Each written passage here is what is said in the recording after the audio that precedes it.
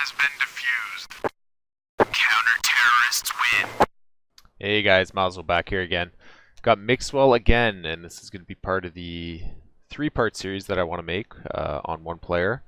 I want to get a nice baseline from a lot of the players that I review, and I'm just going to start the series doing Mixwell. So he's got his semi-final game here against FaZe at E-League. This game was a bit of a blowout. The overpass one was a bit closer, but I just could not bring myself to doing overpass again. I did that map way too much and I hate seeing it. So here we are at train. Let's check out what Mixwell's doing. Alright, into the pistol round T side. And you're going to see throughout this demo, I tried to grab the earlier clips before the game became a blowout, just to get a better, if I was cheating, I'd want to, I'd probably be more inclined to cheat when it's a close game. So I grabbed most of the early gun rounds. The later ones, there really was nothing going on in them, because the score was like 10-2 or something. So this pistol round's pretty uneventful. It's one and it's traded off. Okay, this is the first gun round of the game, and it's definitely the best sequence that I have recorded from this map. So I'm going to let it play through at full speed first, just so you guys can kind of get an idea of my train of thought anyways when I was looking at this. I think it's the best round. It's early in the game when the game was still close, and later on, like, the game just gets out of hand, and that would definitely, if I had an aim key or something, I definitely wouldn't be using it when I'm winning by like 13 rounds or something, so. That little flick there to the guy in Z connector is what bugged me the most, and I'm going to slow down an earlier part too. This kind of up-down motion, this could be nothing for sure, but like, I don't know, it's just weird. Like, you don't see that kind of mouse movement all that much in CS. Train, obviously you do with the ladders a little bit, but I thought maybe he heard him go down the ladder, but the guy jumped down. It's just a weird kind of mouse movement that I wanted to point out. That's definitely not the highlight of this clip, but I just wanted to slow that down to give you a better look. This is the highlight of the clip.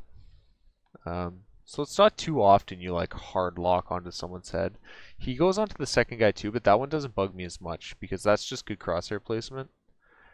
But after he kills that the guy at the end of the bomb train, he flicks again and goes right on to the guy that was Z. Normally after the first kill, after this kill, you'd want to flick your mouse probably into Z. Maybe that's what he was trying to do, but he just missed. He doesn't get really close to him or anything, but there's definitely offsets and stuff that can come into play. So this is certainly the clip that bugged me the most, and it's definitely a possibility that there's something here, So let me know what you guys think of this one.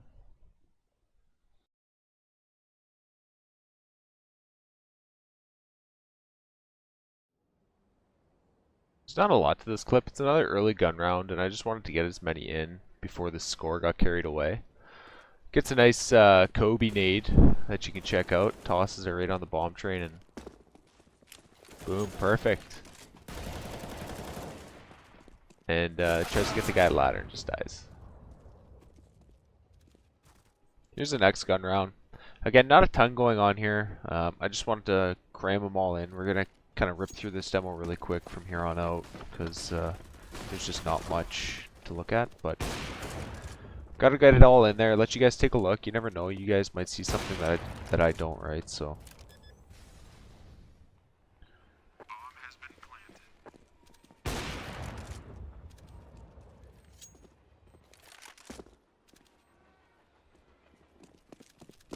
let me know if this reminds you of matchmaking.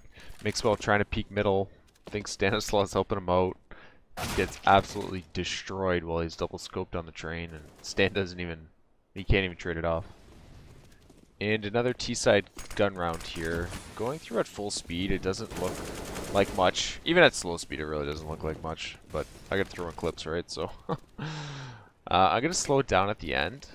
But right at the start, we were kind of joking around on Vaxox about, well, maybe not joking around, but how bunny hopping's becoming like the new aim lock meta. Like, you can hide your aim lock so well mid bunny hop, where you're definitely creating enough doubt that you can't make a a solid argument that it's an aim lock or not, you know, because everybody bunny hops and they always fucking flick their mouse when they bunny hop.